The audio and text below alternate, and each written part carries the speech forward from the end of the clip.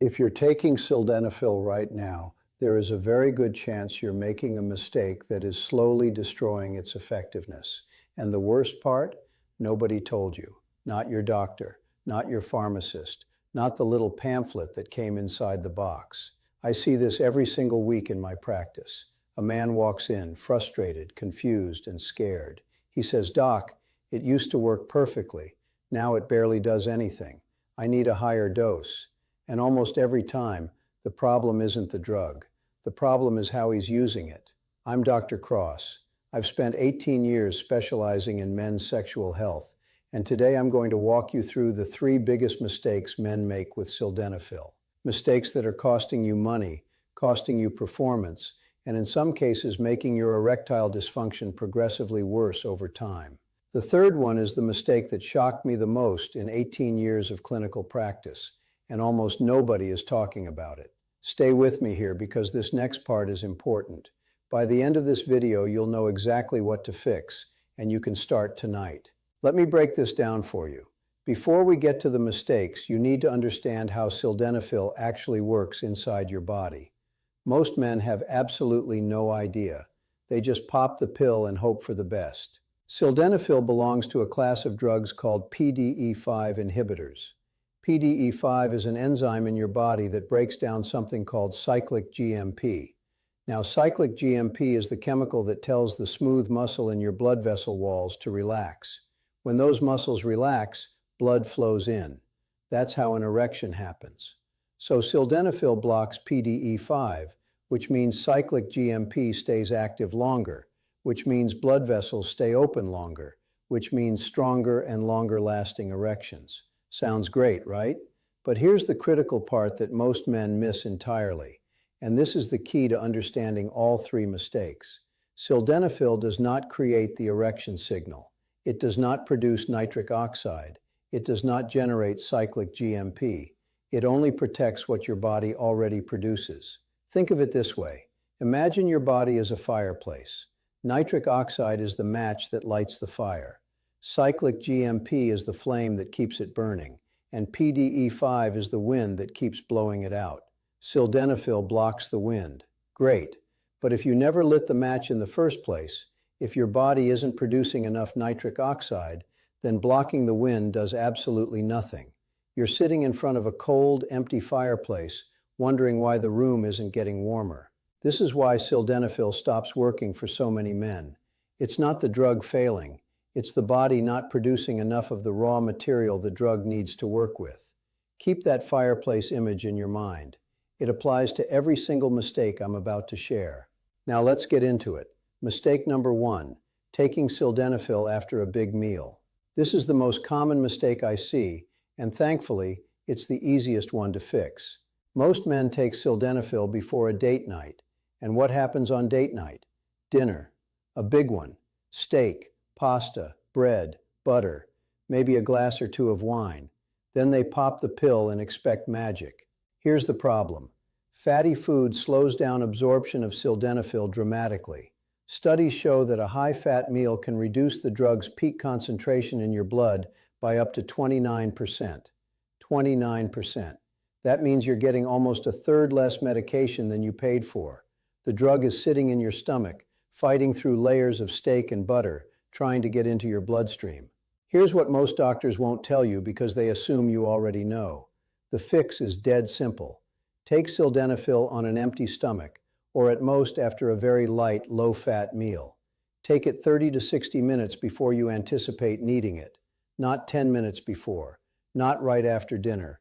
30 to 60 minutes, on an empty stomach. If you're going out for a nice dinner, take it before you leave the house, not after dessert. If you're staying in, take it an hour before you want it to work. This one change alone has transformed results for dozens of my patients. No higher dose needed, no new prescription, no extra cost, just better timing.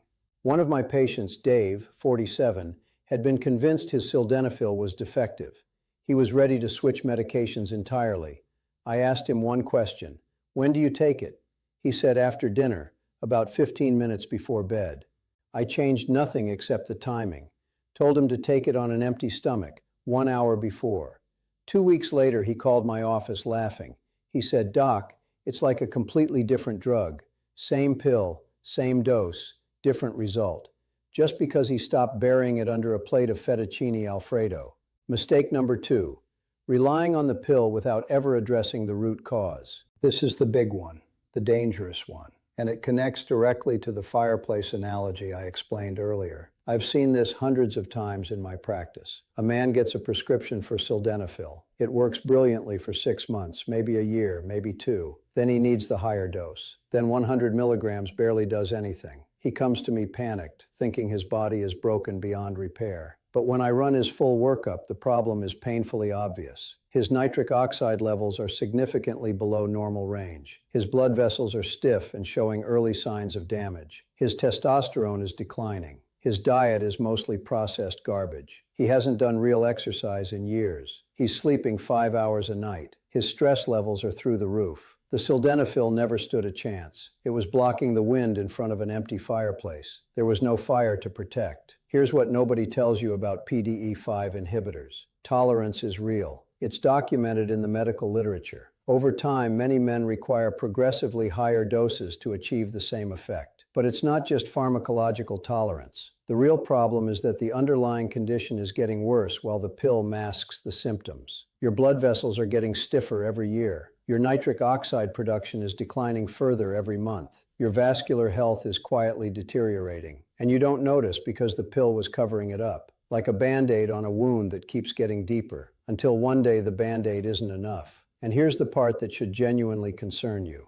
ED appears 2 to 3 years before cardiovascular disease. The same blood vessel damage causing your ED is building toward a heart attack or a stroke. So when the pill masks the symptom and you ignore the cause, you're not just losing your sex life. You might be losing your early warning system. The solution isn't a higher dose. The solution is rebuilding the foundation that the pill needs to work. Better nutrition to boost nitric oxide production naturally. Foods like beets, watermelon, spinach, and pomegranate that give your body the raw materials it needs. Regular exercise to improve blood flow. A Harvard study following over 31,000 men found that walking just 30 minutes a day reduced ED risk by 41%. Proper sleep. Less than 5 hours of sleep per night can drop your testosterone by up to 15%. And stress management, because cortisol constricts blood vessels and directly undermines everything sildenafil is trying to do. When you fix the foundation, something remarkable happens. The same dose that stopped working starts working again. Sometimes a lower dose is all you need. I had a patient, let's call him James. James was 61. He'd been on sildenafil for 3 years. Started at 50 milligrams, went to 100, and even that was becoming unreliable. His doctor suggested switching medications entirely. James came to me for a second opinion.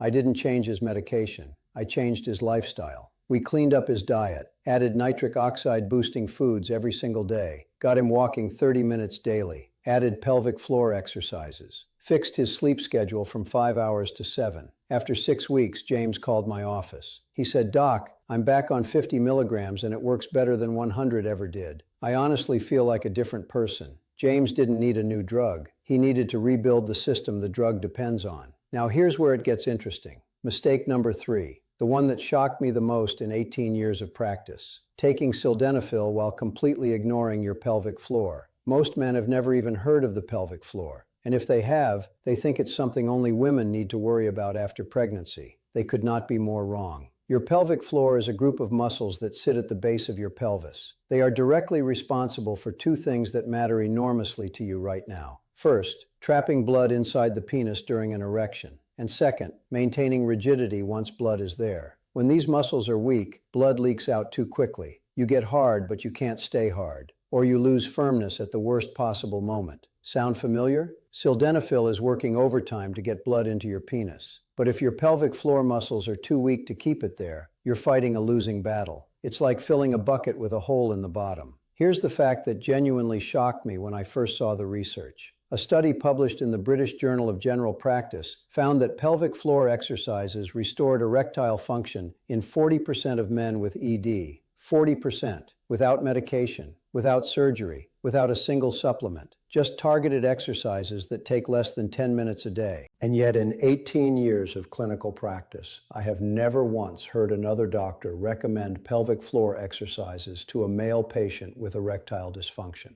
Not once. It's not because the science isn't there. It's because there's no pill to prescribe, no product to sell. Pelvic floor exercises are free. The exercises are straightforward. Squeeze your pelvic floor muscle and hold for 5 seconds. Release for 5 seconds. Repeat 10 times. That's 1 set. Do 3 sets per day. Then add sustained holds of 10 seconds and quick pulses. The whole routine takes less than 10 minutes. You can do it at your desk, in your car, or watching television. Nobody will know. Within 4 to 6 weeks of consistent daily practice, most men notice a real, measurable difference in erection quality and how long they can maintain it. Now combine that with properly timed sildenafil on an empty stomach and a body that's producing healthy levels of nitric oxide from good nutrition and exercise. That's when everything clicks into place. That's when the drug finally has everything it needs to do its job properly. So let me recap the 3 mistakes. Mistake number 1, taking sildenafil after a heavy meal. Take it on an empty stomach, 30 to 60 minutes before you need it. Mistake number 2, relying on the pill without fixing the root cause. Rebuild the foundation with nutrition, exercise, sleep, and stress management. Mistake number 3, ignoring your pelvic floor. 10 minutes a day of simple exercises can transform your results. If you take one thing from this video, make it this. Sildenafil is a powerful tool, but like any tool, it only works when the foundation is solid. Fix the foundation and the tool works like it's supposed to. If you want the complete system laid out step by step, I put together something called the ED Fix Protocol. It's a 30-day plan covering everything. The 10 foods that boost nitric oxide, the 3 pelvic floor exercises with exact instructions, the supplements that actually have evidence, and the lifestyle fixes that make everything else work twice as well. Week by week, completely private. The link is in the description. Whether you grab the protocol or not, fix these 3 mistakes tonight. Your sildenafil will thank you. If this was helpful, hit subscribe. I put out new videos every single day to help you take control of your health. I'm Dr. Cross, and I'll see you in the next one.